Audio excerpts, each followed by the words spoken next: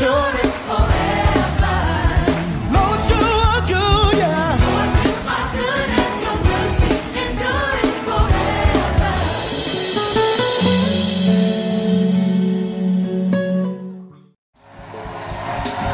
Alléluia. Alléluia. Il est digne de gloire. Il est digne de louange.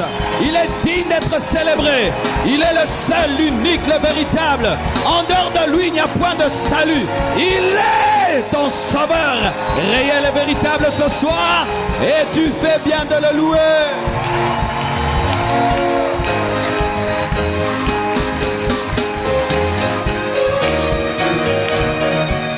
Père, bénis ta parole. Parle-nous ce soir encore. Au nom de Jésus-Christ. Amen. Salut 20 personnes. Oh, 20 personnes ici déjà. Alléluia.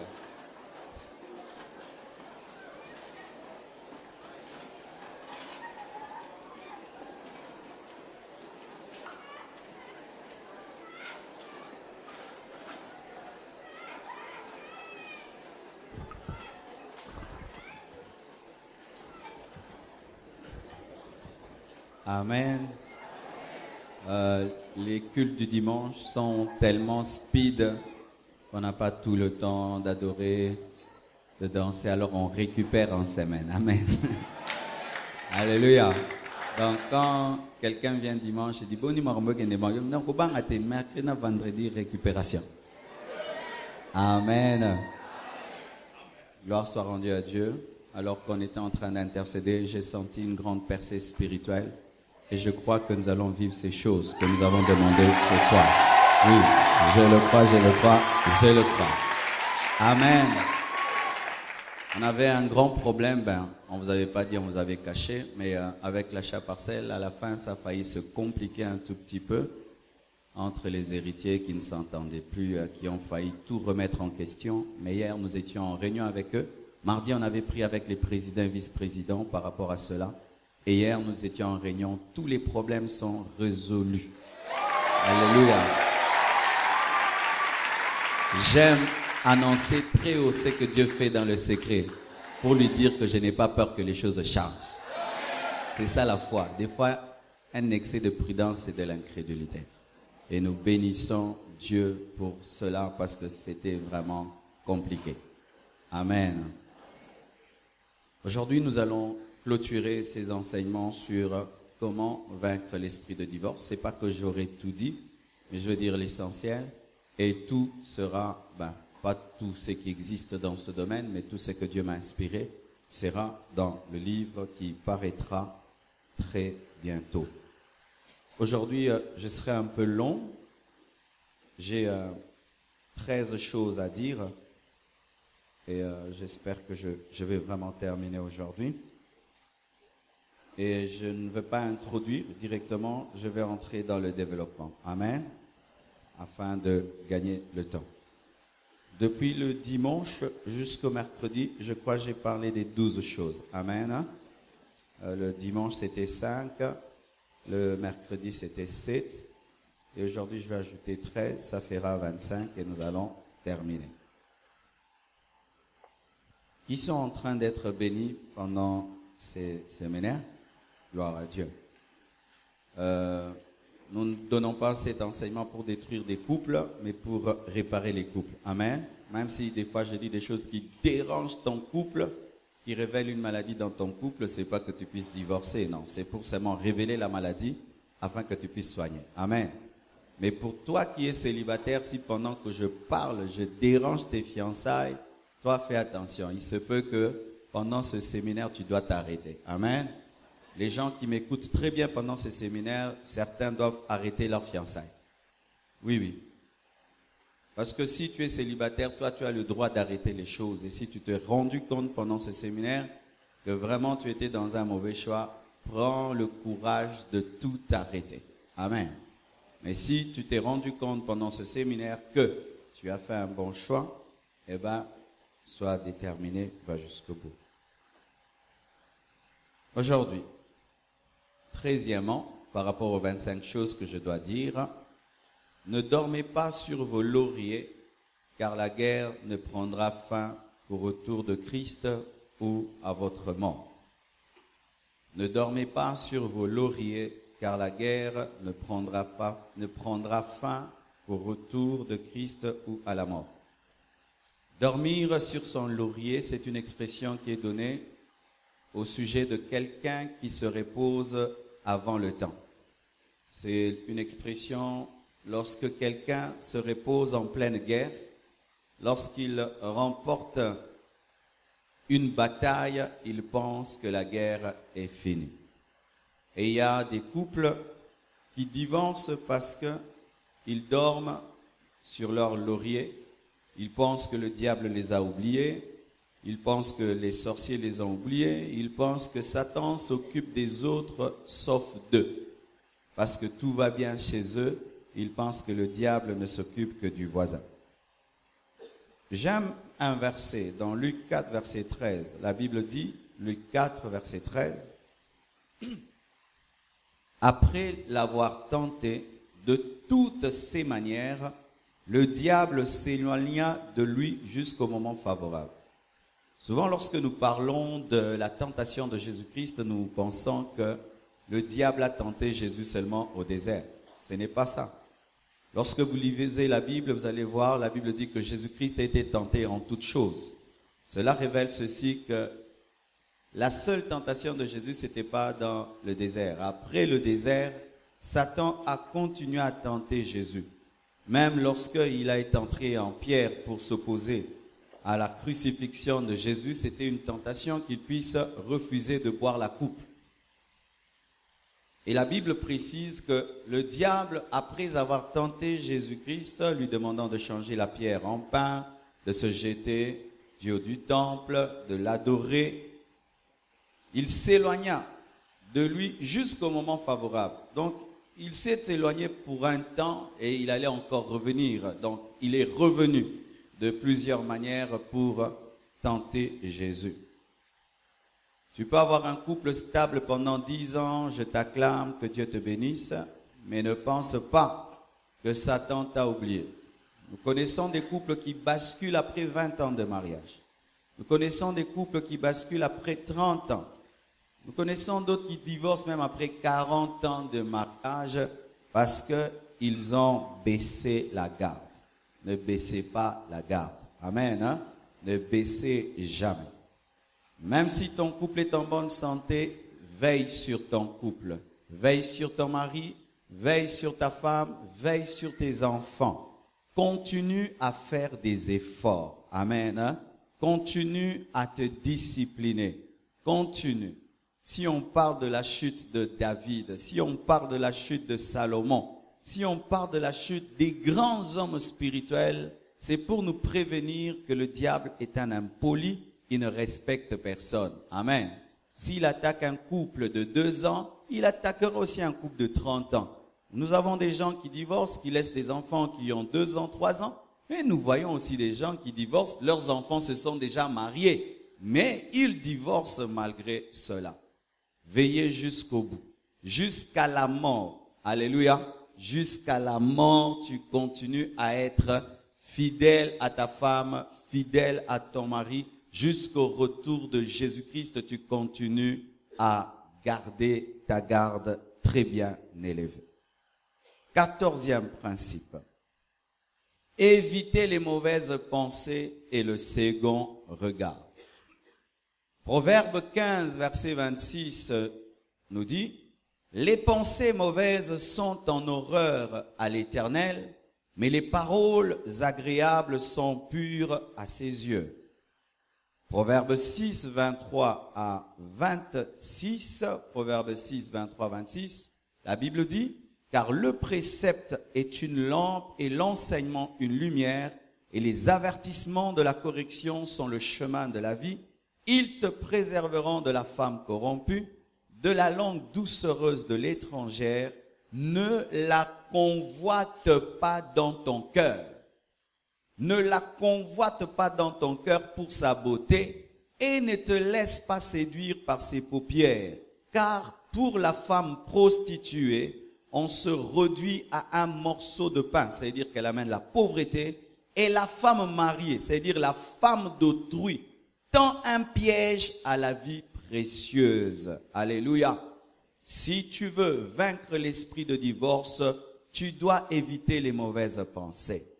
Ne sois pas quelqu'un, tu es marié, mais dans ton cœur. C'est pas que tu fais rien, mais tu fais tout dans ton cœur. Bien-aimé, celui qui trompe son mari dans son cœur l'a réellement trompé pour Dieu. Celui qui trompe sa femme dans son cœur l'a réellement fait. Lorsque tu regardes le mari d'autrui avec convoitise, tu as commis l'adultère avec lui. Lorsque tu regardes la femme d'autrui avec convoitise, tu as commis l'adultère avec elle. L'adultère, le divorce commence toujours dans le cœur, une convoitise. Tu commences à aimer ce qui n'est pas à toi. Tu commences à regarder ce qui t'est interdit. C'est ce que Ève a fait. Dieu avait dit, vous ne mangerez pas. Mais elle a regardé ce qu'elle ne devait pas manger, c'est ça. Elle n'a pas mangé, mais elle a commencé à regarder ce qu'elle ne devait pas manger et elle a fini par manger. Lorsque tu commences à regarder très mal les femmes, les hommes, déjà il y a une sémence, un processus de divorce qui a commencé en toi. Rien que le regard. Et il y a ce qu'on appelle le second regard. Le premier regard souvent est bon. Lorsque tu regardes une personne, pour la première fois c'est bon. Mais il y a un second regard qui te pousse toujours à regarder l'autre lorsqu'il est passé. Regardez toujours l'autre de dos. Souvent les hommes aiment regarder les femmes de dos. Quand elle vient, il attend que cette femme passe et puis il la regarde de dos. Lorsque tu es un homme marié, tu as cette habitude-là.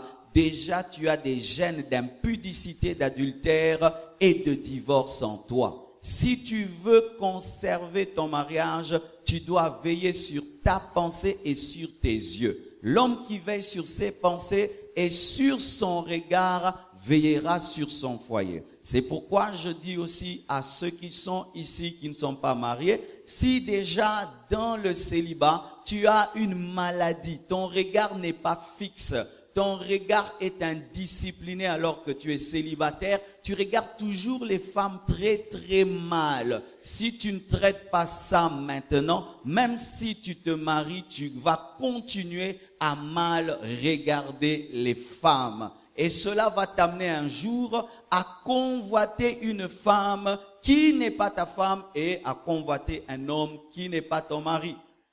Et ce qui amène les gens dans le couple, ils couchent avec sa femme en pensant à une autre femme. C'est ce qui est arrivé à Jacob. Lorsque Jacob couchait avec Léa, il pensait à Rachel. Chaque fois, maman, papa, que tu couches avec ton épouse, avec ton époux, mais ta pensée n'est pas concentrée sur ta femme, concentré sur ton mari, mais tu penses à tes ex, tu penses à une femme, tu penses à un homme afin d'avoir de la satisfaction, tu es en train de commettre l'adultère pendant que tu es en train de t'unir avec ton mari et ta femme. Retenez cela très très bien. C'est pourquoi je suis contre la pornographie, car la pornographie amène cela, où un homme couche avec sa femme, mais en pensant à une femme qu'il a vue à la télévision, une femme couche avec son mari, mais en pensant à un homme qu'elle a vu à la télévision. C'est de l'adultère, c'est de l'impudicité, parce que la pensée pour Dieu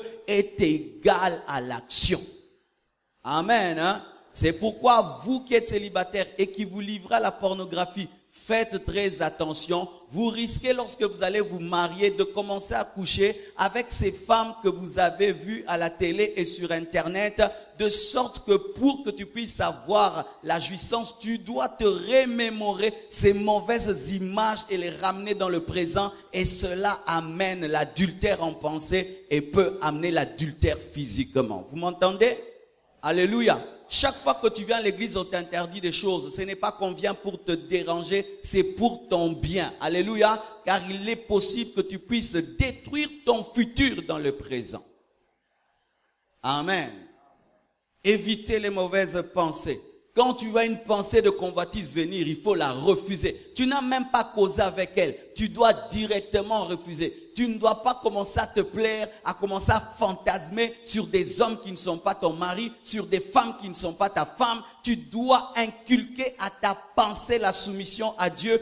Comme David a dit, mon âme loue l'Éternel. Amen. Hein? Il dit à son âme, tu dois te soumettre à l'Éternel. Si tu ne disciplines pas tes pensées, tu ne disciplines pas ton regard, je te dis que tu seras en horreur à l'Éternel, car la Bible dit, les pensées mauvaises sont en horreur à l'Éternel. Les pensées, on ne dit pas les actions, les pensées mauvaises sont en horreur à l'Éternel. Et la Bible dit, ne convoite pas la femme étrangère, même si elle est belle, même si cette femme est plus belle que ta femme, même si cet homme est plus beau que ton mari, ne le convoite pas, car la Bible dit, elle tend un piège à la vie précieuse.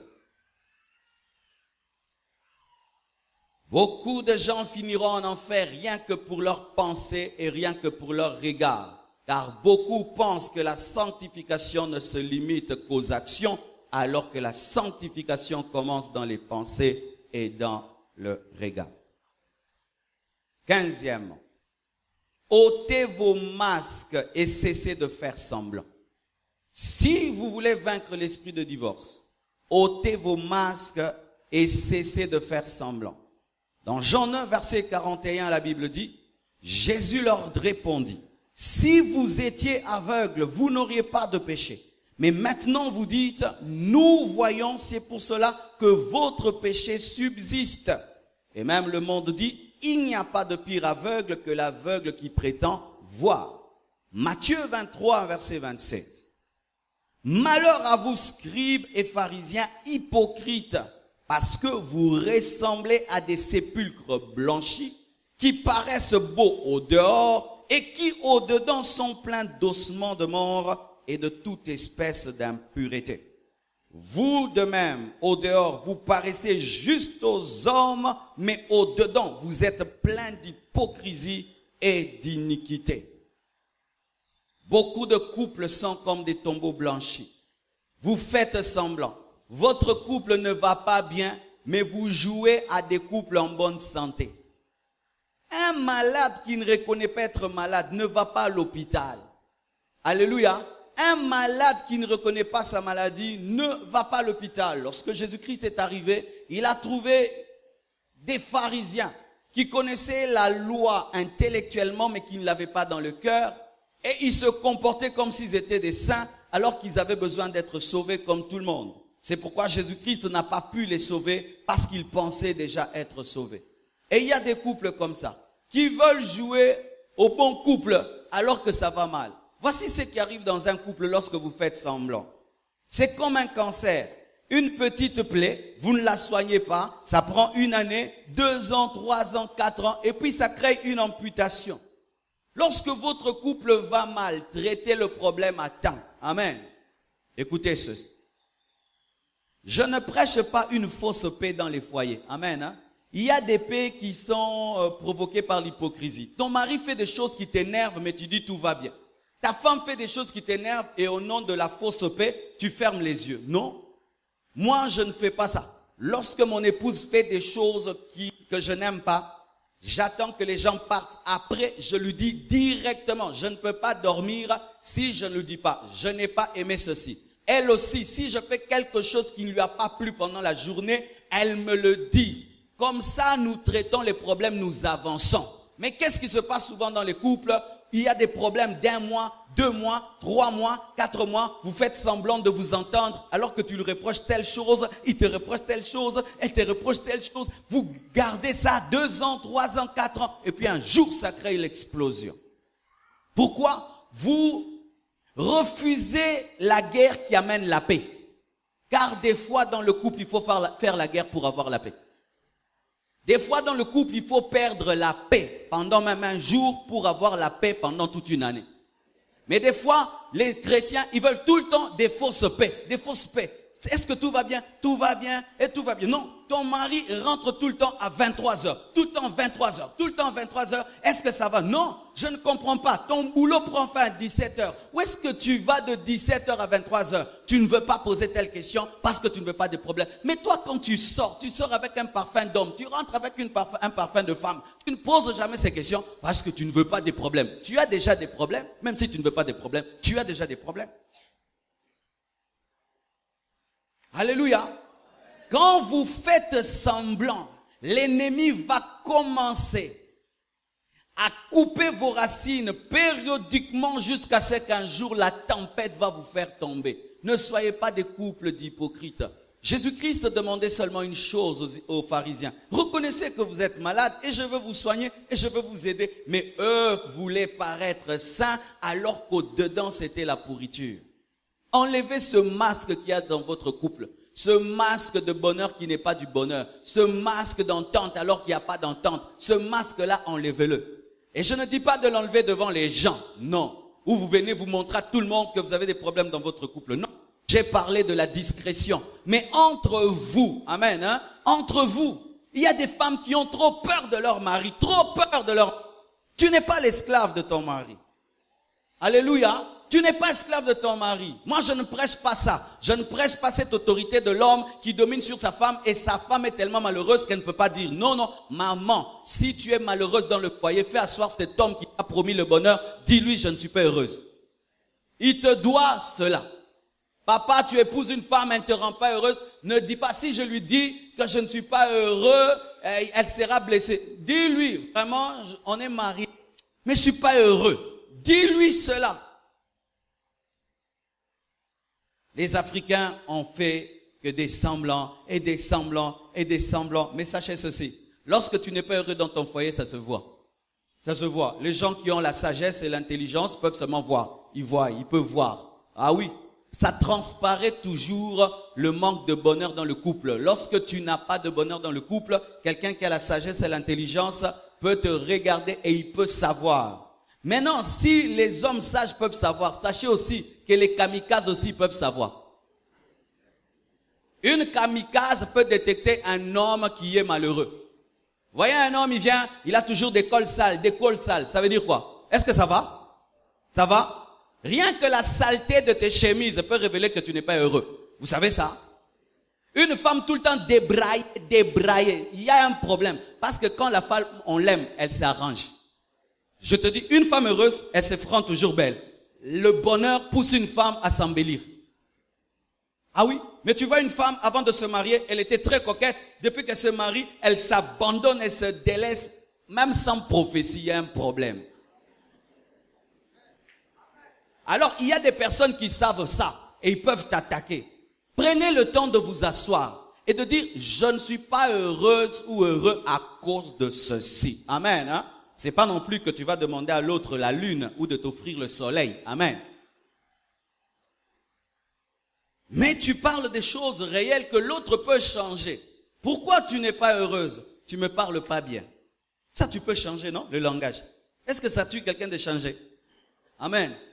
Pourquoi tu n'es pas heureux? Non, tu me manques du respect. Je veux une femme soumise. Maman, est-ce que ça te tue d'être soumise? Moi, si j'étais une femme, j'allais être soumise.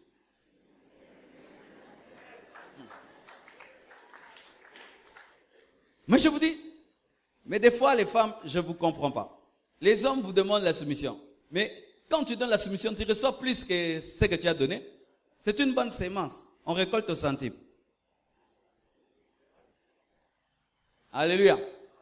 Aussi, lorsque Dieu vous conduit vers d'autres personnes qui peuvent vous aider, ne faites pas semblant.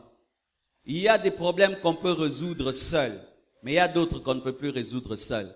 Il faut l'intervention des personnes sages. Je vous assure.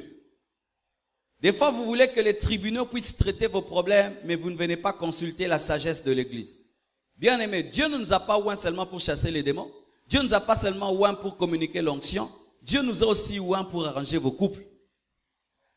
Mais quand vous avez des problèmes dans vos couples, vous les gardez pendant des années et quand ça explose, c'est lorsque vous venez chercher notre intervention, des fois on trouve que des miettes à coller. Il faut venir à temps. Amen. Hein? ne jouez pas aux heureux si vous ne l'êtes pas. Ça finira un jour par se manifester. Ça finira un jour. Une autre chose. Faites de la Bible la constitution de votre famille. Éduquez vos enfants sur base de la Bible. Méditez la Bible chez vous à la maison. Partagez la Bible chez vous à la maison. Lisez la Bible chez vous à la maison. Car la Bible a la capacité de renouveler notre intelligence, de renouveler notre culture, de nous accorder la sagesse, de nous conseiller. Tu peux prendre une mauvaise décision, tu médites la parole et la Bible te parle de la patience et du pardon et tu pardonnes à ta femme, tu pardonnes à ton mari. La Bible nous libère des mauvaises décisions. La Bible nous donne les secrets du bonheur. Et la Bible dit, c'est de la plénitude du cœur que la bouche parle. Lorsque ton cœur est rempli de la Bible, tu parleras la Bible. Amen. Ainsi, tu n'auras pas des mauvaises réponses dans le foyer parce que ton cœur est tellement rempli de la Bible que tu n'auras pas des mauvaises réponses à donner à ton mari, à donner à ta femme. Faites de la Bible la constitution de votre famille. Josué 1, verset 8 nous dit que ce livre de la loi ne s'éloigne point de ta bouche. Médite-le jour et nuit pour agir fidèlement selon tout ce qui est écrit, car c'est alors que tu auras du succès dans tes entreprises, c'est alors que tu réussiras. Le mariage, n'est-ce pas que c'est une entreprise? Alléluia. Celui qui médite la Bible réussira même dans l'entreprise mariage parce que la Bible te donnera la sagesse et l'intelligence pour bâtir cette entreprise mariage. Et Luc 6, verset 45 nous dit, l'homme bon tire des bonnes choses du bon trésor de son cœur et le méchant tire des mauvaises choses de son mauvais trésor, car c'est de l'abondance du cœur que la bouche parle. Souvent, les couples ne lisent pas la Bible ensemble. C'est rare des couples qui lisent la Bible ensemble, où monsieur et madame mettent la Bible là et commencent à la méditer. Où madame lit la Bible, elle vient vers son mari. Ah, je viens de méditer tel verset. Ah, ça m'a béni. Le mari lit la Bible, il vient dire à sa femme, ah, tel verset. Non, je viens de comprendre. C'est rare dans les couples. C'est pourquoi vous vous chamaillez. Un couple qui partage la Bible n'a pas le temps de se chamailler parce que vous parlez des Écritures. Celui-ci le matin lit la Bible, l'autre, et puis vous êtes en train de vous enrichir. Oh non, mais j'aimerais prêcher ceci. Comment tu penses cela? Et ça fait que vous grandissez. Nous avons le temps de regarder la télévision ensemble, les couples. Nous avons le temps de sortir ensemble, aller au restaurant ensemble. Mais partager la Bible, c'est un problème. Comment est-ce que vous allez réussir? On vous donne la Bible le jour du mariage, non pas pour décorer vos maisons, mais pour vous dire, lisez cette Bible, remplissez vos cœurs de cette Bible. Quand je lis dans la Bible que celui qui insulte son frère, qui l'appelle insensé, qui l'appelle sot, est punissable de la géhenne, comment je vais insulter ma femme? Quelqu'un qui a bien lu la Bible ne peut pas insulter sa femme, ne peut pas insulter son mari parce que tu sais que la Bible interdit d'insulter une créature de Dieu. Tu peux te réveiller avec une mauvaise humeur, mais quand tu vas prier et tu lis la parole de Dieu, du coup, ça te corrige. Et lorsque tu rentres vers ta femme ou ton mari, du coup, tu changes. Mais le problème, c'est que les couples chrétiens ne sont plus bibliques. Ne sont plus bibliques. C'est maintenant la philosophie des hommes. Ce sont des pensées reçues à la télévision, reçues par tel philosophe et tout qu'on ramène dans le couple. Mais souvent, ce n'est pas, il est écrit. Si dans vos couples, vous commencez à dire, la Bible dit, Dieu dit, la Bible dit, vous aurez du mal à vous chamailler. Mais souvent, la Bible chôme dans les maisons. Ce n'est pas la constitution. Et même quand on éduque les enfants, ce n'est pas sur base de la Bible.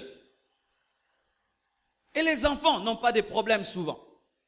Il y a un temps, j'achetais à mes enfants des jouets comme ils voulaient. On veut ceci, j'achète. Et puis quand j'ai commencé à prier, j'ai compris que je ne pouvais pas acheter à mes enfants tous les jouets qu'ils voulaient. Tout jouet qui peut être occulte, satanique, même si c'est le jouet qui est à la mode, je ne peux pas. Et puis je suis allé leur dire, tel jouet, c'est démoniaque, c'est satanique. Au Dragon Ball, ou les mignons, tout. Prenez, brûlez. Les enfants ont fait ça. Ils sont allés chercher tous ces jouets. Eux-mêmes commencent à les donner. Brûlez ça. Même ce polo. On a dessiné des choses. Eux-mêmes, les enfants nous suivent. Et lorsque vous bâtissez vos couples sur la Bible et vous voulez divorcer, même vos enfants vont vous ramener dans la parole. Il est écrit. Moi, j'ai parlé à mes parents, je leur ai dit, la Bible dit, si vous faites là, Dieu va vous frapper. Et jusqu'aujourd'hui, ils sont ensemble. Quand la Bible est au centre du foyer, les enfants connaissent les Écritures et ils vont commencer à vous ramener. N'est-ce pas qu'aujourd'hui, les enfants connaissent la Bible plus que leurs parents? Mais si vous n'amenez pas la Bible à la maison, même les enfants ne sauront pas être des disciples qui vont vous ramener vers la parole.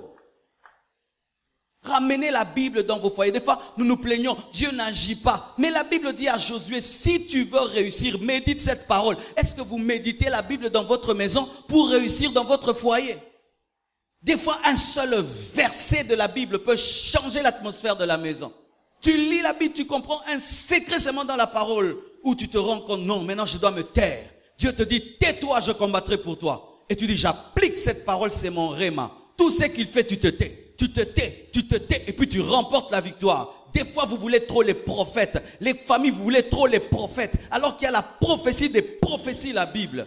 Les prophètes sont dans vos maisons tous les jours, et ils vous mentent. Et ils divisent vos maisons. Au lieu de lire la Bible qui est le grand prophète, la plus grande prophétesse. Qu'est-ce qu'un prophète te dira que la Bible n'a pas révélé? Le problème, c'est que nous ne lisons pas la Bible. Et comme maintenant tu ne lis pas la Bible, un prophète peut te dire, ce n'est pas ta femme, c'est une sorcière, prends une autre. Il n'y a pas une prophétie qui puisse être élevée au-dessus de la parole. Si un prophète prophétise, ce qui contredit la parole, c'est un faux prophète. Un prophète ne peut pas prophétiser le divorce parce que Dieu est contre le divorce. Et un prophète ne va pas venir te révéler la femme de ta vie dans le mariage. Il fallait qu'il révèle cette femme avant le mariage. Toi, tu viens en retard. J'ai déjà clôturé. Maintenant, tu veux que je recommence la maison. Alléluia. Votre Bible là, prenez-la, mettez-la à côté de vos lits. Amen. Tu vas là où tu dors, prends maintenant la Bible, tu la mets à droite. Amen. Le mari prend la Bible, il met à la gauche. Quand vous vous réveillez, vous l'ouvrez la Bible au lieu d'ouvrir WhatsApp et Facebook. Alléluia. Oui, on se réveille WhatsApp, Facebook et on se réveille pas Bible. Et comment est-ce que le Dieu de la Bible va intervenir? C'est le Dieu de WhatsApp et de Facebook qui va intervenir. Et le Dieu de Facebook, c'est qui? C'est pourquoi il y a des couples Facebook, des couples WhatsApp.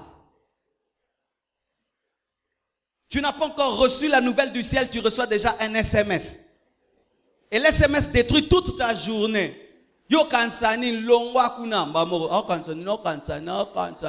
Mais si tu avais ouvert la parole, heureux serez-vous lorsqu'on vous persécutera à cause de moi. Alléluia. Lisez la Bible. Je dis lisez la Bible. Papa, maman, lisez la Bible. Vous lisez trop les SMS. Lisez la Bible. Et vous verrez le Dieu de la Bible dans vos foyers. Ayez un temps dans votre maison où tu te retires et tu es avec la Bible. C'est le plus grand parrain. Le plus grand parrain. La Bible.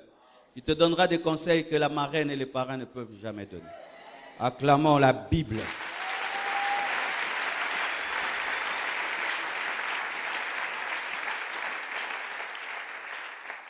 Ne lisez pas seulement la Bible ensemble, 17e. Priez ensemble.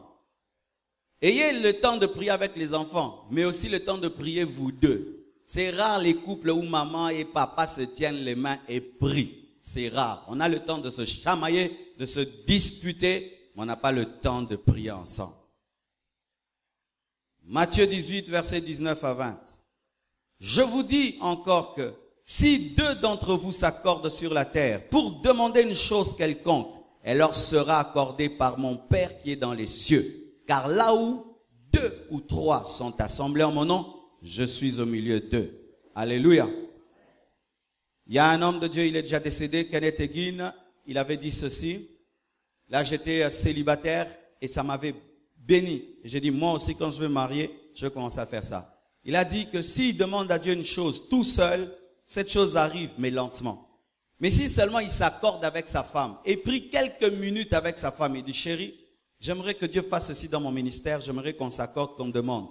Si seulement ils prient ensemble, cette chose arrive rapidement. Et je vous dis, je l'ai expérimenté. Quand je prie seul pour demander une chose dans le secret, moi et Dieu, Dieu le fait, mais lentement. Mais si je dis à ma femme, j'aimerais ceci, prions, accordons-nous pour cela. Si on prie quelques minutes, nous vivons cela. Pourquoi? Il y a de la puissance dans la prière en accord.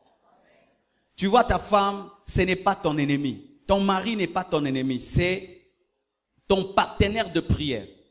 Souvent dans les couples, on a des partenaires de prière ailleurs. Tu pries avec telle maman, tu pries avec tel papa, tu pries avec tel frère, mais tu ne pries pas avec ta femme, tu ne pries pas avec ton mari. Tu ne pries pas avec ta femme, tu ne pries pas avec ton mari. Vous avez le temps de faire tout, sauf de prier ensemble. C'est le diable. C'est le diable qui vous paralyse. Comment est-ce que on peut tout faire ensemble, sauf prier? Une lourdeur bizarre. S'il s'agit de prier, tout d'un coup, on est lourd de prier. Mais on est capable de tout faire, mais sauf de prier. C'est un esprit qui vous empêche de vous accorder pour vous opposer à l'ennemi et pour remporter des victoires. Priez ensemble. Ayez cette passion de prier ensemble. Recherche toujours l'autre pour prier. Recherche toujours ta femme pour prier. Ce n'est pas bon, tu as ta propre vie de prière seule. Alors que tu as épousé une femme, tu as épousé un mari. Apprenez à vous accorder pour prier et pour chercher Dieu. Il y a des choses que Dieu allait faire depuis longtemps dans vos foyers si vous priez ensemble. Lorsque tu pries avec ta femme, ton mari, tu appuies sur l'accélérateur. Alléluia. Tu mets le turbo spirituel. Mais le diable n'aime pas. Il n'aime pas qu'un homme prie avec sa femme. Il n'aime pas qu'une femme prie avec son mari. Il peut vous laisser regarder la télé. Il peut vous regarder tout faire, aller au restaurant, avoir des intimités comme vous voulez. Mais quand il s'agit de prier, il veut pas. Pourquoi? Parce qu'il sait que là, vous allez le vaincre. Aujourd'hui, lorsque vous rentrez à la maison, avant de dormir, cherche ta femme, cherche ton mari, dis, prions. Prions pour quoi? Prions pour notre couple, prions pour nos enfants, prions pour nos projets. Alléluia. Et si vous commencez à prier ensemble, vous allez voir les problèmes que vous avez, les tensions qui existent entre vous vont disparaître parce que c'est difficile au Kangela, partenaire à prière Kanda. Alléluia. Si vous ne causez pas et vous devez prier, vous devez causer, n'est-ce pas? Parce que c'est impossible de prier sans causer. Comment tu vas donner la requête? Requête nune. Vous allez faire ça? Alors si déjà vous priez ensemble chaque nuit, tu voudras arranger avec elle avant la prière parce que deux personnes ne peuvent marcher ensemble sans se mettre d'accord. Le problème des couples, les couples sortent ensemble, regardent la télé ensemble, causent ensemble, mangent ensemble, font tout ensemble, dorment ensemble, mais ne prient pas ensemble. C'est pourquoi l'ennemi est en train de vous détruire. Est-ce que c'est la faute de Dieu? Il te donne une arme, tu ne l'utilises pas. C'est pas sa faute. Et on dit, Dieu m'a abandonné, Dieu ne m'aime pas. Dieu ne t'aime pas. Bien aimé, Dieu te donne la nourriture et puis tu dis, Seigneur, merci pour la nourriture. Dieu te donne l'arme, dit prie avec ta femme, prie avec ton mari. Toi tu ne fais pas. Ton foyer commence à mourir. Oh, Dieu ne m'aime pas. Est-ce que tu vas dire que Dieu ne t'aime pas parce qu'il ne fait pas que la mangue puisse tomber dans ta bouche? Lui il fait que la mangue puisse mûrir. C'est à toi maintenant d'aller l'accueillir, de la couper et de la manger. Alléluia. Ne vous plaignez jamais devant Dieu. Dieu ne m'aime pas. Dieu aime tout le monde. Lorsque ça ne fonctionne pas, ce n'est jamais à notre niveau. Ce n'est jamais au niveau de Dieu. C'est toujours à notre niveau. Dieu n'a jamais tort. Je dis Dieu n'a jamais tort. Je dis Dieu n'a jamais tort. C'est souvent l'homme qui est paresseux, qui n'utilise pas toutes les méthodes que Dieu lui donne. Amen. 18. Ça, je l'avais dit, je crois, mercredi dans une parenthèse. C'est pourquoi je ne vais pas trop insister dessus. Il ne faut pas vous moquer de ceux qui divorcent. Amen. Il ne faut jamais vous moquer des couples qui souffrent. Il ne faut jamais te moquer d'un mari qui est coquifié par sa femme. Il ne faut jamais te moquer d'une femme qui est trompée par son mari. Il ne faut jamais te moquer d'un couple qui se déchire, qui est malheureux. Ne le faites jamais. Pourquoi? Ça attire la malédiction. Que dit la Bible?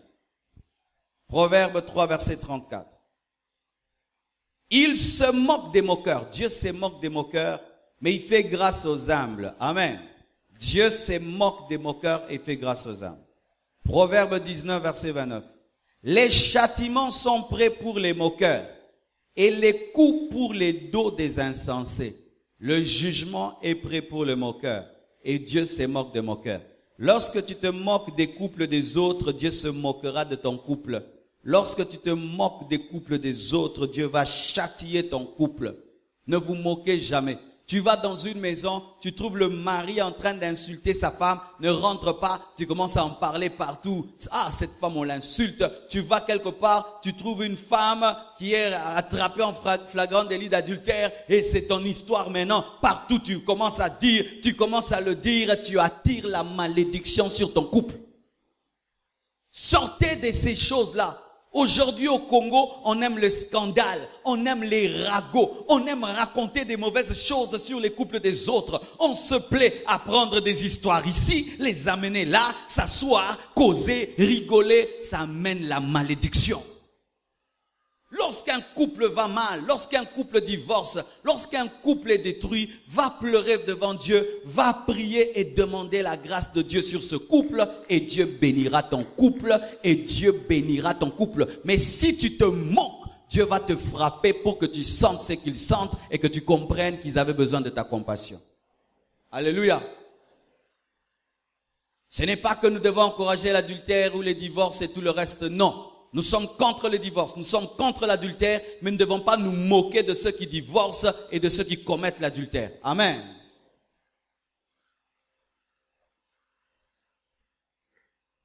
Une autre chose, il ne faut pas envier ceux qui divorcent. Ça, souvent, ça arrive. N'enviez jamais ceux qui divorcent. Psaume 37, verset 1. Ne t'irrite pas contre les méchants. N'envie pas ceux qui font le mal. Car ils sont fauchés aussi vite que l'herbe et ils se flétrissent comme le gazon vert. Un jour, un homme de Dieu divorce. Sa femme elle-même part. Elle prend les bagages, elle s'en va et tout. Et puis un autre vient le voir et dit, « Ah, quelle grâce tu as eue. La mienne, elle ne part pas. Comment tu as fait pour qu'elle parte ?» Si aussi la mienne pouvait partir comme la tienne, comme ça, c'est pas moi qui l'ai chassée. Elle-même est partie. Et j'applique la parole qui dit dans 1 Corinthiens 7, si l'infidèle veut partir, les frères est libre. Comme ça, je suis le frère libre. Elle devient l'infidèle. Qu'est-ce que tu as fait pour qu'elle parte? Il y a des mariés comme ça qui envient. Qui envient même les veuves. Ah, toi, tu as eu la grâce. Il y a eu Akufianga, penza, bon, moi, il moulaï. Akufa ate. Fait bizarrement, mi bali mabe, bakufa no gite, nabasi mabe. Yo kufa ya tigali. N'enviez jamais les divorcés. N'envie jamais une femme qui détruit son ménage et puis qui va vivre ailleurs et puis maintenant elle est plus belle qu'avant parce qu'il y a des femmes divorcées comme ça, elles divorcent à bongi, n'est-ce pas? N'est-ce pas? Elles divorcent et puis elle épouse un meilleur mari. Elle s'habille bien, elle devient jolie maintenant, elle voyage dans le monde comme si vous êtes divorcé en Simbi. Et puis tu te dis, hey, Nzambi, n'envie jamais le païen dans ton cœur. Alléluia. N'envie jamais les divorcés. Un autre point. Ça, j'aimerais beaucoup parler aux célibataires. Il ne faut pas envier les célibataires quand tu es marié. Amen. N'enviez pas les célibataires quand vous êtes mariés. Exode 14, versets 11 à 12. La Bible dit, ils dirent à Moïse, n'y a-t-il pas des sépulcres en Égypte, sans qu'il fût besoin de nous mener mourir au désert? Que nous as-tu fait en nous faisant sortir d'Égypte? N'est-ce pas là ce que nous te disons en Égypte? Laisse-nous servir les Égyptiens, car nous aimons mieux servir les Égyptiens que de mourir au désert. Israël est épousé par Dieu, par l'Éternel, et l'Éternel les amène en dehors de l'Égypte. Mais ils arrivent, ils commencent à se plaindre, ils commencent à envier l'Égypte, ils commencent à aimer l'Égypte. Comme une épouse qui envie son célibat, enviant l'Égypte. Et à cause de cela même, Dieu les a frappés. À cause de cela même, ils ont commencé à faire dans le désert les choses qu'ils avaient vues en Égypte. L'Égypte, c'est comme le célibat. Il y a des gens qui se comportent comme Israël. Il est marié, mais il regrette son célibat. Il est marié, mais il ramène dans le mariage la vie du célibat. Il dit, mais j'étais bien avant. J'étais bien avant. Quand il voit des célibataires dans une fête, il continue à danser jusqu'à 2 heures du matin. Lui doit rentrer à la maison. Il les envie dans son cœur. Lorsqu'il voit un célibataire, il fait tout ce qu'il veut de sa vie. Ah, il envie le célibataire. Quand il voit une fille célibataire, il dit, ah, elle est mieux que moi, il fallait pas que je me marie. C'est pourquoi, cher célibataire, soko lembi célibataire kobalate, ato koli. Amen. Voici un secret dans le mariage. N'épousez qu'une femme fatiguée d'être célibataire. N'épousez qu'un garçon fatigué d'être célibataire. Si quelqu'un n'est pas fatigué du célibat, il va commencer à regretter sa liberté dans le mariage. Il va commencer à te dire, je ne voulais pas me marier, c'est toi qui m'as poussé. L'une des choses qui détruit le mariage, c'est des gens qui se marient sans avoir été fatigués d'être seuls. Vous voyez, Dieu a attendu que Adam soit fatigué d'être seul, qu'il ressente le vide, le besoin d'une femme pour l'endormir et lui donner une épouse. Tant qu'il n'était pas fatigué, Dieu n'avait pas donné. Est-ce que tu es fatigué d'être célibataire? Si tu n'es pas fatigué, continue encore. Et je suis très sérieux. Amen, hein? Ah oui. Moi, je vous dis, je voulais me marier à l'âge de 25 ans. Ça, c'était mon plan. Mais je vous assure, si je m'étais marié à l'âge de 25 ans, j'allais faire souffrir ma femme. Je n'étais pas fatigué d'être célibataire. J'aimais ma liberté là. Ma liberté. Tu veux rester à l'église jusqu'à 22h, tu restes jusqu'à 22h. Il n'y a personne qui t'appelle. Marcelo, rentre à la maison, la nourriture est prête. Amen. Ça me faisait plaisir. Sois dans l'église, 3 heures, ngamoko. N'est-ce pas? Alléluia. N'est-ce pas que ça l'a fait bien? Et ça a bien été? Tu veux porter des chaussures roses, un pantalon rouge, une chemise verte. Yomo. Non, même sur la timabe. Mais balo, mon andeke bako classé. Tu veux manger un sucré, du pain. Tu vas manger un sucré et du pain. Mais quand tu te maries, tu ne le feras plus. Alors j'aimais ma liberté. C'était du genre, si seulement je m'approche d'une fille, tu fais seulement une petite erreur. Naboyo! En soi, c'était pas le problème de ces filles, c'était moi, j'avais peur de me marier, donc on a profité. Oui, certains milieux de vous, bobo et arabatoire nyoso, boza de moi célibataire, bobanga robala. Ah oui, bobanga. Tu as peur de perdre ta liberté, parce que quand tu te maries, tu perds ta liberté. Maintenant, tu vas pas dire je, tu diras nous. Tu vas dire madame. Avant, tu viens me voir, donne-moi ceci, je prends, je te donne. Maintenant, si tu me demandes, je dis attends, je cause avec ma femme et puis nous te donnons. Et ça va bon. Alléluia. Tu peux me dire, pasteur, il y a telle chose qu'on doit faire. Je dis, je dois demander à ma femme parce qu'on avait prévu autre chose. Et si elle est d'accord, on change de programme. Pourquoi? Je ne vis plus seul, je vis avec quelqu'un. Je ne peux plus décider que désormais, toi, venez dormir à la maison. Non, non, non, non, non. Je dois le décider avec ma femme. Mais quand j'étais célibataire, il y avait au moins 5 hommes chez moi. Lala kaka, to débrier. Mais aujourd'hui, bimela ngara, oh lala. Ah, oh lala te. Alléluia. Quand tu es jeune fille, tu peux décider, Mikolo mombondo et bimi, mombondo, oh kolan, oh lati. Mais quand tu te maries, mombondo te, nunu te, oh lata mombondo te. Ah, moi, je vais mettre à la page. Si ton mari est déphasé, tu vas t'habiller déphasé en attendant qu'il comprenne d'être à la page. Donne-moi la main. Alléluia. Alors, si tu n'as pas encore décidé de perdre cette liberté, ne te marie pas. Tu te maries. Oh, Bali. Oh, tabassé. Yo. Ça bien. Déjà. Faites YouTube banda. YouTube banda men. Anazongi. Qui reste très tard dans les fêtes? Qui reste tard dans les fêtes? Laissez.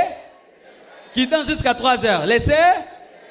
Pourquoi? Personne ne l'attend là.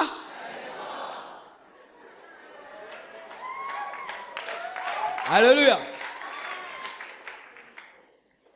Tu vois là? Tu peux être là, tu es célibataire. Tu aimes beaucoup danser à l'église. Tu sais, si tu te maries, la femme n'aime pas. Oh, doser danse. En d'autres localisations. Mon gars.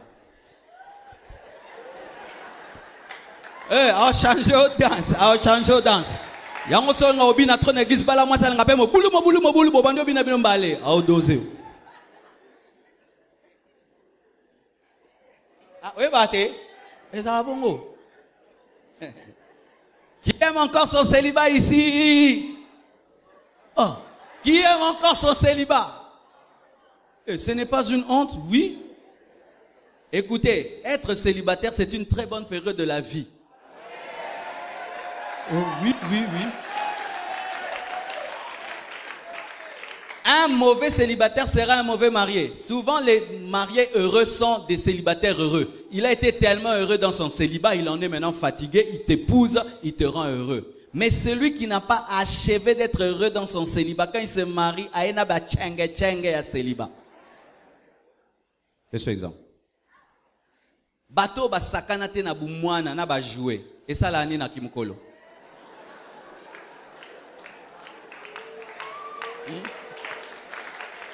Au moins, papa mukolo, il y a pas Nintendo. Hein? Nintendo, yo, tu as Nintendo, na tiko Nintendo, abeta on va na mukolo. Nintendo, arata ki mwana. Au moins, on va na mwana ba jouer. Refo ba bena bili benza. Asakanate, moi vélo. Au moins, comme mukolo, à ce matin 50 voitures, à ça mukolo 50 voitures. Ene Ralanda me bando somele ba jouer te. C'est pas comme na mbongo, ba voiture comme ba jouer. Oui. Pourquoi? Quand tu rates une étape de ta vie, ça va te suivre.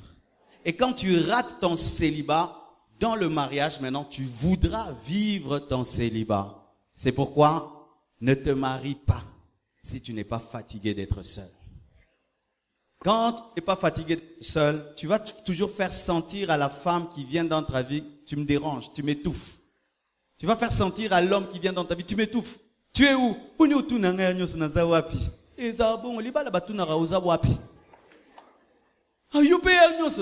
Bongo. Moni yo mutolinga mulunge na butute. Kobaya nante.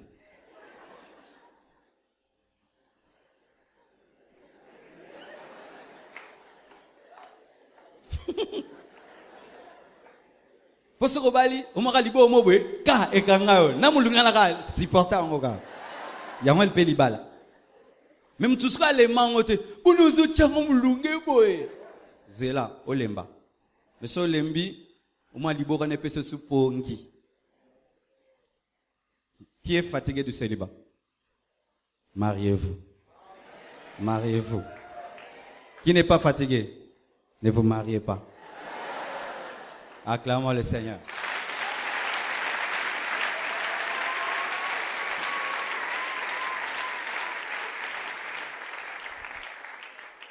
Une autre chose, 21. Il ne faut pas continuer à chercher le conjoint de la destinée dans le mariage. Il ne faut pas continuer à chercher le conjoint de ta destinée dans le mariage. Genèse 2, verset 23. Et l'homme dit, voici cette fois, celle qui est os de mes os et chair de ma chair. On l'appellera femme parce qu'elle était prise de l'homme. Voici cette fois, si. Amen. C'est dit, j'ai trouvé et c'est fini. Et vous allez remarquer que lorsque Adam, malgré la chute, est resté toujours avec Ève parce qu'il avait déjà trouvé la femme de sa destinée. Il y a des gens qui sont mariés, mais dans le mariage, ils commencent à se poser, est-ce que c'était elle? Peut-être c'était Janine, hein? Parce qu'avec Janine, il y avait beaucoup de signes prophétiques. Mais celle-ci m'a embrouillé, hein? Tu es déjà marié. Quand on est marié, on ne cherche plus l'homme de sa vie, la femme de sa vie. Et il y a des gens, elle est mariée, mais dit, Seigneur, est-ce que c'est lui? Même si tu pries, est-ce que c'est lui? C'est lui. Il n'y a plus à chercher. Ne cherchez plus l'homme de la destinée. Une fois que tu es marié, cette prière-là ne prie plus. C'est lui l'homme de ta destinée. Même si c'était la volonté permissive de Dieu, Dieu entre dans ta décision et ça devient aussi son choix. Amen. Hein? Ne cherchez pas dans le mariage l'homme de la destinée. Vous l'avez déjà trouvé. Même si vous maltraitez, c'est lui-là. C'est lui. C'est lui. Transforme-le en l'homme idéal. Amen. Amen. Hein? Ah oui. Sinon, l'ennemi te dira, tu vois, ça ce n'est pas le plan de Dieu, voici le plan de Dieu. Vous allez entendre une doctrine qui circule dans la ville. Voici cette doctrine. Il y a un verset qui dit que personne ne sépare ce que Dieu a joint. N'est-ce pas? Ils disent alors, Donc on peut séparer ce que Dieu n'a pas joint. Parce qu'il y a des mariages qui viennent du diable, des démons, de la volonté des hommes. Ça on peut séparer. Aucun verset, hein? Que personne ne sépare ce que Dieu a uni. Donc on peut diviser ce que les hommes ont uni. Et puis dire, est-ce que nous allons une volonté ensemble? Dieu ne vous a pas unis, on peut vous séparer. Faites attention. Il y a un autre verset qui dit, ce que vous lirez sur la terre sera lié au ciel. Il faut toujours lire, l'il est écrit et l'il est aussi écrit. Lorsque tu n'es que dans un seul verset pour faire une doctrine, tu seras dans l'hérésie. Il faut prendre beaucoup de versets pour faire une doctrine. Amen.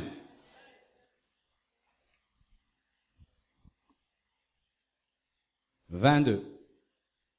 Pensez à la descendance. Pensez à la descendance. Deutéronome 5, verset 9.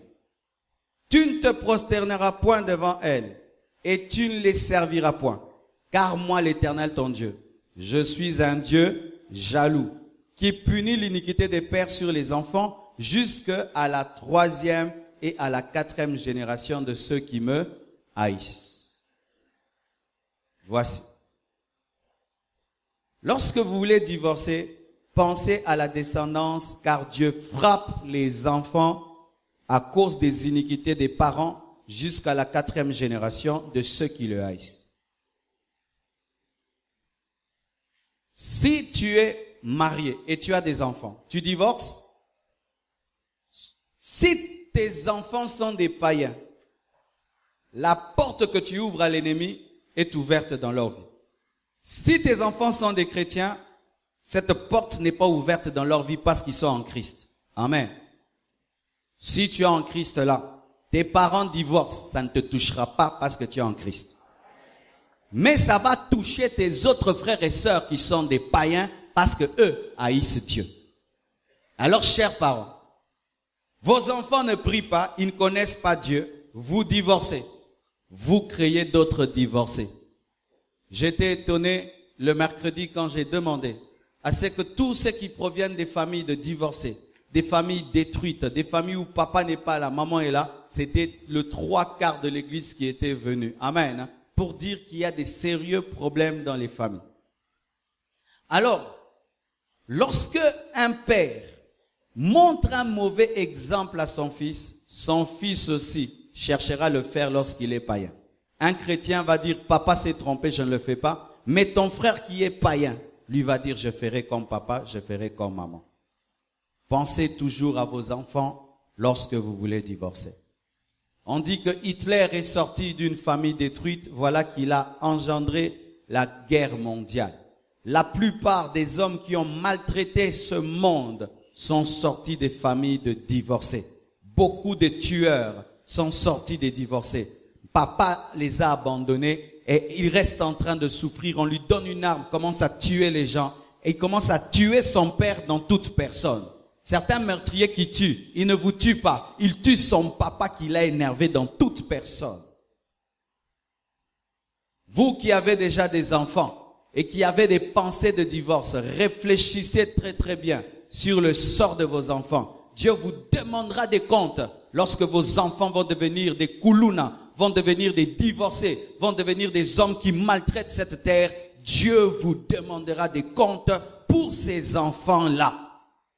Alors quand vous pensez divorcer, il ne s'agit pas que de vous deux. Il s'agit aussi de la descendance, de la progéniture. Lorsque vous vous mariez à deux, gloire à Dieu. Mais quand les enfants sont dans l'affaire, Dieu vous jugera pour ce que deviendront ses enfants. Il y a des enfants qui sont très attirés par le mal.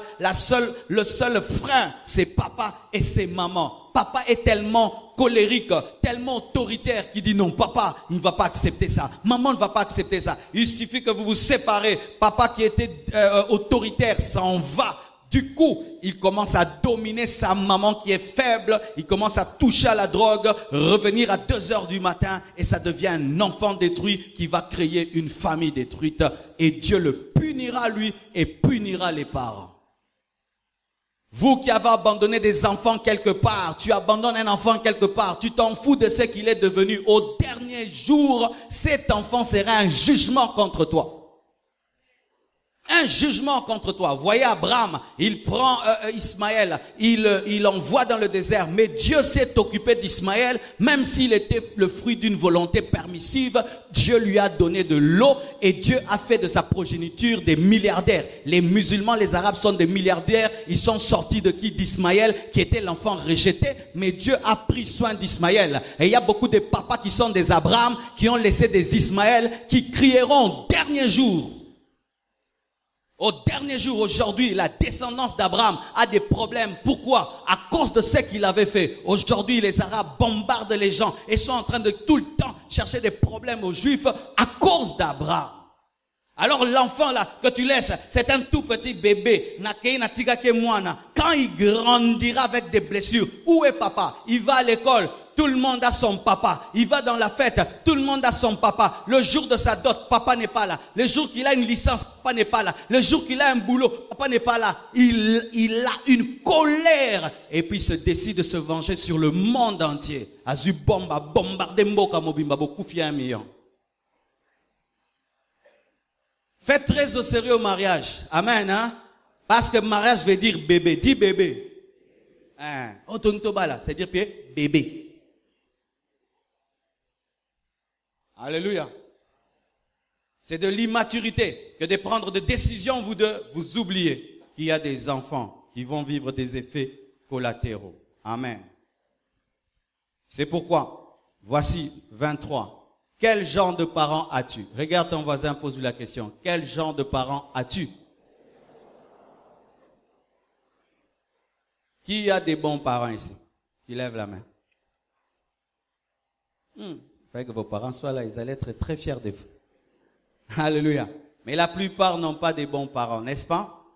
Tu dois connaître le genre de parents que tu as ou que tu as eu il est décédé. Ézéchiel 18, verset 2 nous dit, « Pourquoi dites-vous ce proverbe dans le pays d'Israël? Les pères ont mangé les raisins verts et les dents des enfants ont été agacées. Je suis vivant, dit le Seigneur l'Éternel, vous n'aurez plus lieu de dire ce proverbe en Israël. Voici, toutes les âmes sont à moi, l'âme du Fils comme l'âme du Père. L'une et l'autre sont à moi, l'âme qui paie, c'est celle qui mourra. » Alléluia. En Israël, il y avait un adage qui disait que si le père commet le péché, ça touchait ses enfants. Mais Dieu prophétise dans Ézéchiel 18, versets 2 à 4, qu'il y aura un temps de grâce où le péché des parents ne touchera pas la descendance. Mais cela ne s'applique qu'aux gens qui sont en Jésus. Si tu es ici, tu n'es pas en Christ, sache que les péchés de tes parents te touchent et t'atteignent. Et si ton père est un impudique, si tu es païen, l'impudicité va te chercher. Si ton père est un ivrogne, l'ivrognerie va te chercher. Si ton père est occultiste, les esprits d'occultisme vont te chercher. Si ton père est polygame, l'esprit de polygamie va te chercher. Si ta mère est une mauvaise femme, l'esprit d'insoumission te suivra. Si ta mère est impudique, l'esprit d'impudicité te suivra. Si tu n'as pas Jésus, c'est ce qui va t'arriver. Je vous assure, c'est vrai de vrai. N'est-ce pas que vous connaissez des tribus d'impudiques? Vous connaissez, non? Tribus impudiques, n'est-ce pas? C'est comme s'ils ont une école d'impudicité dans leur tribu. Où chaque fois qu'ils naissent, on leur injecte un produit impudicité, n'est-ce pas? Vous connaissez des tribus des ivrognes, n'est-ce pas? Vous connaissez des tribus des polygames, n'est-ce pas? Alléluia. C'est comme s'ils ont la polygamie dans le sang. Il ne peut pas se contenter d'une femme. Pourquoi il ne peut pas? Parce qu'il y a un esprit dans son père, dans son grand-père, et lui n'a pas Jésus, et cet esprit entre. Si tu veux te défaire de l'esprit qui est dans ton père, de l'esprit qui est dans tes grands-parents, la seule solution, c'est Jésus qui peut arrêter cela. Si tu n'as pas Jésus, tu vas reproduire la vie de tes parents. Et je vous dis, c'est vrai. Parce que le diable suit quoi? Le sang. Amen. Regarde quelqu'un.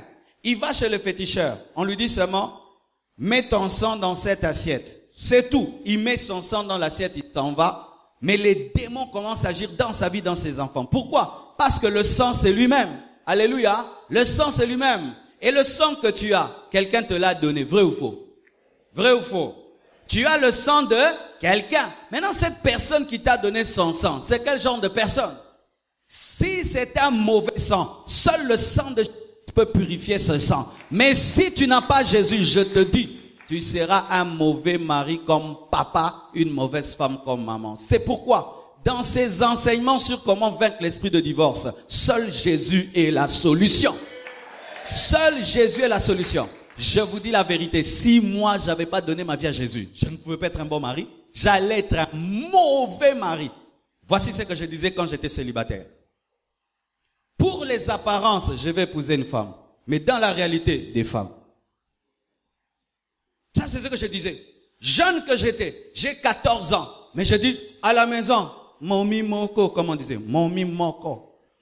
Mais dans la vie des femmes, tu as 14 ans, tu es en train de le dire. Tu le dis pourquoi? Tu vois les oncles, tu vois. Toi aussi tu dis, je dois continuer. Alléluia. Qu'est-ce que tu sens lorsque tu veux te marier? Quelles sont ces décisions ou ces prédispositions naturelles qui sont en toi? Est-ce que tu sens des prédispositions à la fidélité en toi? Tu sens des prédispositions à la soumission? Il y a des femmes qui disent aussi, moi je vais épouser un homme mais je vais le faire souffrir. N'est-ce pas? Il y a des femmes comme ça, je vais le faire souffrir. Moi, un homme ne peut pas dominer sur moi. Pourquoi? Maman n'était pas soumise. Elle s'est dit, d'ailleurs, on l'éduque comme ça.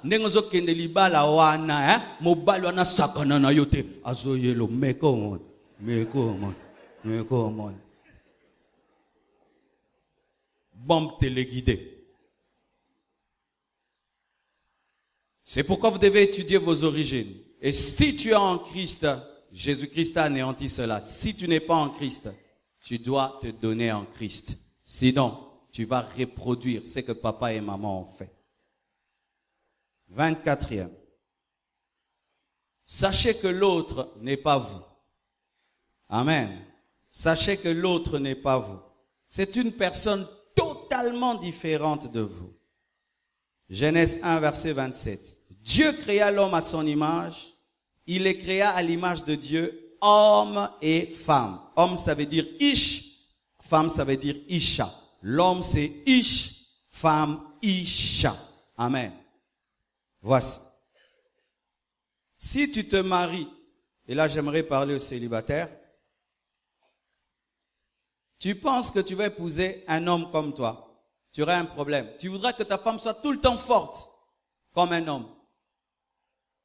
Si elle te dit elle est fatiguée, tu ne comprendras pas, parce que tu penses qu'elle est un homme comme toi. Si elle est fragile, tu ne comprendras pas, parce que tu penses que c'est un homme comme toi. Tu voudras que la femme se comporte comme toi, alors qu'elle n'est pas toi. Tu voudras que l'homme se comporte comme toi, alors qu'il n'est pas toi. Les femmes sont des cercles, les hommes sont des carrés. Alléluia.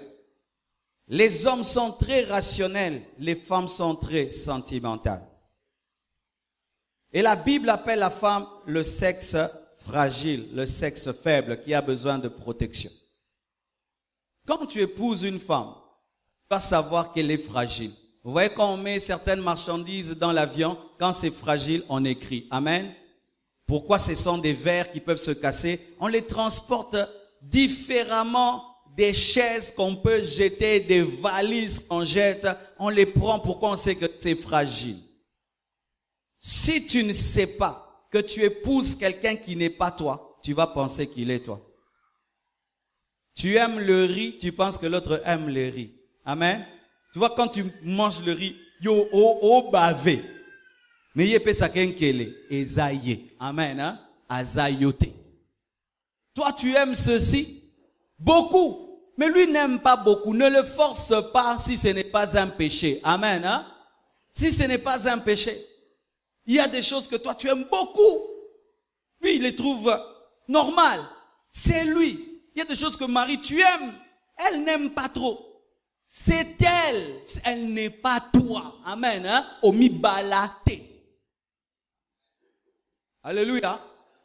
Ainsi, souvent dans les mariages, il y a un problème.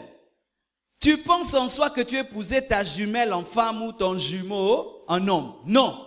Tu épousais quelqu'un qui est éduqué par d'autres parents, qui est d'une autre peut-être tribu, qui n'a pas ton âge, qui n'a pas étudié là où tu as étudié, qui n'a pas vécu là où tu as vécu, qui a grandi à gauche, tu as grandi à droite. Donc, muta muta o loko tabiloko ne ozomema yango.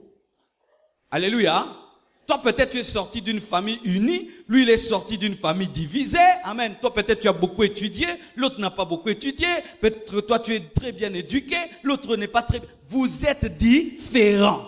Amen. Hein? Et maintenant, quand tu sais que vous êtes différents, ça te permet de comprendre l'autre. Quand tu ne comprends pas, c'est parce que tu penses que l'autre est toi. Il n'est pas toi. Alléluia. Les femmes aiment les caprices. Amen. Hein?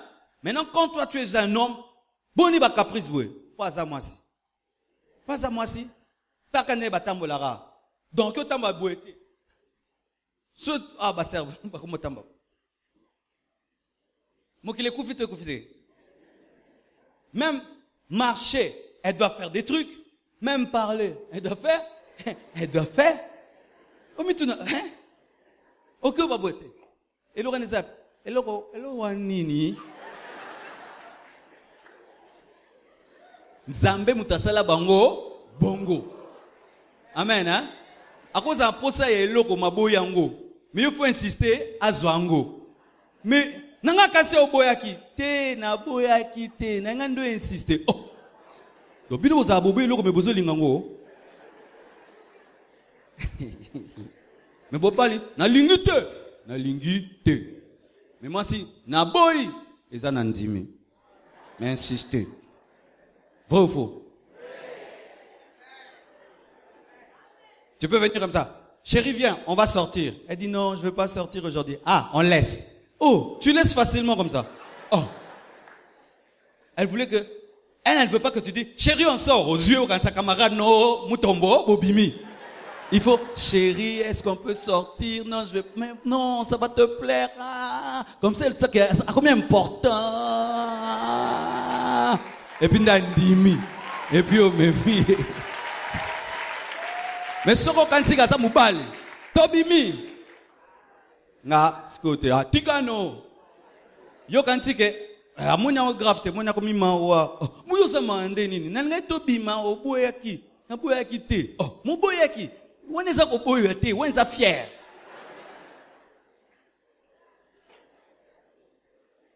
Est-ce que je mens? Les noms des femmes n'est pas toujours non. C'est insiste. Persévère. Même des frères.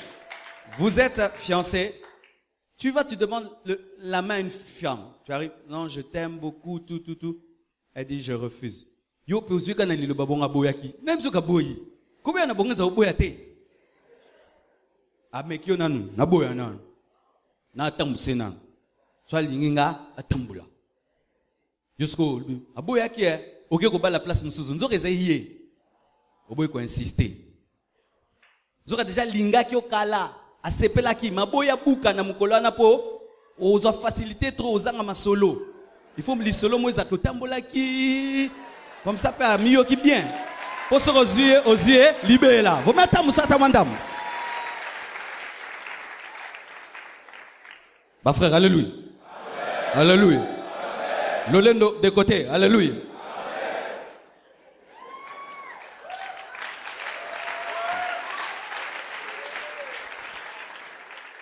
Je termine avec un grand secret. Je crois que c'est le plus grand secret. Il faut aimer Dieu. Il faut aimer Dieu. Si tu aimes Dieu, tu aimeras ta femme. Si tu aimes Dieu, tu aimeras ton mari. Si tu n'aimes pas Dieu, tu n'aimeras pas ta femme. Si tu n'aimes pas Dieu, tu n'aimeras pas ton mari. C'est pourquoi Paul dit que c'est la plus grande connaissance, l'amour de Dieu. On peut lire ce passage? Tenez-vous debout, on va lire ce passage pour clôturer. Éphésiens 3, verset 19. Le plus grand secret dans le mariage. Éphésiens 3, verset 19. 1, 2, 3. Et connaître l'amour de Christ qui surpasse toute connaissance, en sorte que vous soyez remplis jusqu'à toute la plénitude. Acclamez le Seigneur, asseyez-vous s'il vous plaît. Ça, c'est le plus grand secret. Si tu veux vaincre l'esprit de divorce, tu dois aimer Dieu. Car celui qui aime Dieu a la connaissance la plus élevée au monde. Et je vous assure, c'est vrai. Quand tu aimes Dieu, directement, tu vas aimer son image, n'est-ce pas? Et son image chez toi, c'est ta femme, c'est ton mari. Imagine que je me promène, il y a ma statue quelque part. Je vois un frère de l'église qui est en train d'abîmer la statue. Je vais dire, frère, pourquoi tu le fais? Oh, pasteur, j'ai pas de problème avec toi. Moi, c'est la statue. Je vais dire, non, tu m'aimes pas, n'est-ce pas? Tous ceux qui aiment Lumumba, est-ce qu'ils salissent la statue de Lumumba? Non, c'est l'image de Lumumba. Quand tu aimes beaucoup Dieu, tu ne feras pas du mal à son image, qui vit avec toi, qui dort avec toi, ta femme, ton mari. Chaque fois que tu feras du mal à ta femme, tu sais que tu as fait du mal à Dieu, parce que ta femme, c'est son image. C'est pourquoi, mes frères et sœurs, je suis arrivé à comprendre ceci. Que tu peux reconnaître la spiritualité d'un chrétien par la qualité de son foyer. Je répète. Tu peux reconnaître la spiritualité d'un chrétien par la qualité de son foyer. Un homme spirituel, un vrai, rend une femme heureuse. Une femme spirituelle vraie rend un homme heureux. Pourquoi? Elle aime Dieu. Elle doit aimer l'image de Dieu. Si je ne peux pas insulter Dieu, comment je vais insulter ma femme? Si je ne peux pas être infidèle à Dieu, comment je serai infidèle à ma femme? Si je ne peux pas blesser le cœur de Dieu, comment je vais blesser le cœur de ma femme? Frère, toi qui es spirituel, tu vois la spiritualité que tu as là, ça va t'aider dans le mariage. Tu sens comme tu aimes Dieu, ça va t'aider dans le mariage. Tu auras du mal à haïr ta femme, tu vas commencer à lui pardonner facilement, tu vas commencer à la comprendre facilement. Pourquoi? Tu aimes Dieu. C'est pourquoi qu'est-ce que Satan fait quand il veut détruire ton foyer? Il détruit ton amour pour Dieu. Il sait que si tu n'aimes plus Dieu, tu ne vas plus aimer ta femme et ton mari. C'est pourquoi il attaque ta vie de prière, ta méditation, ta sanctification. Il sait que s'il détruit ta communion avec Dieu, il va détruire tout ce qui dépend de cette communion. C'est pourquoi tu vas remarquer, quand tu es très spirituel, tu es un bon mari. Quand tu deviens moins spirituel, tu deviens un mauvais mari. Pourquoi? L'amour que tu donnes à ta femme vient de l'amour que tu reçois de Dieu. Je prends chez Dieu et je donne à ma femme. Mais si je ne prends plus, je n'ai plus rien à donner. C'est pourquoi tu vas remarquer, quand tu deviens rétrograde aussi dans ton foyer, il y a des problèmes qui commencent. C'est ainsi que vous voyez quelqu'un qui était spirituel, quand il devient charnel, il commence des bêtises dans son foyer parce que l'amour de Dieu l'a quitté. C'est pourquoi vous remarquez dans l'église, lorsqu'un homme ne sait pas diriger sa maison, il ne peut pas diriger la maison de Dieu. Pourquoi? Parce que comment tu peux dire que tu aimes Dieu que tu ne vois pas et tu n'aimes pas ta femme ou ton mari que tu vois? Prenez soin de votre spiritualité. Prenez soin de votre amour pour Dieu. Ce sera votre arme lorsque vous allez vous marier. Et si vous êtes marié, je vous dis, de cela dépend votre foyer. Le jour que vous perdez cela, vous détruirez tout. À bon entendeur, salut. Que Dieu vous bénisse. Nous avons clôturé ces enseignements. Enfin, acclamons le Seigneur. Est-ce qu'on peut acclamer le Seigneur?